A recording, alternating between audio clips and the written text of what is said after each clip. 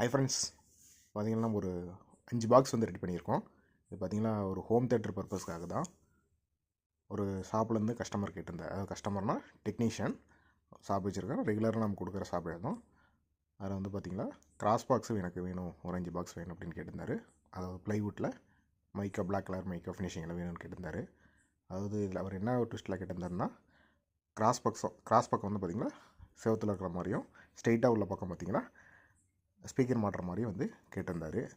அதேமாரி மைக்கா ஃபினிஷிங்கில் வேணும் அப்படின்னு கேட்டிருந்தார். அதேமாரி டாப்பில் வந்து பார்த்திங்கன்னா டிஎம்கே போடுற மாதிரி வந்து ஹேர் ரோல் கேட்டிருந்தார். இதை ஃபிட்டிங் பண்ணி டிஎம்கேவும் கொடுத்துட்டோம். ஸ்கொயரில் எல்லா பாக்ஸுமே வந்து டாப்லேயே வந்து ஃபிக்ஸ் பண்ணியிருக்கோம். பேக் சைடில் எடுத்துகிட்டு பார்த்திங்கன்னா பெயிண்டிங் ஃபுல் பார்த்திங்கன்னா பவுடர் கோட்டிங் பெயிண்டிங் வந்து ரெடி பண்ணிட்டோம். அதேமாரி சென்டர் பாக்ஸுக்கும் பார்த்திங்கன்னா அதேமாரி ரெடி பண்ணியாச்சு.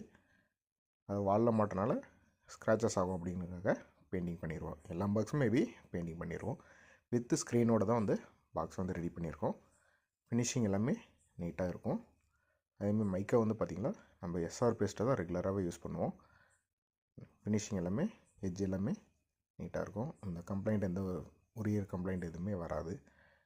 இதுமாரி நமக்கு ஏதோ கஸ்டமருக்கு ப்ளஸ் பார்த்திங்கன்னா டெக்னீஷியன் எதுக்காவது பாக்ஸ் வேணுமோ நீங்கள் ஆர்டர் கொடுங்க, நீட்டாக பண்ணிக்கலாம்.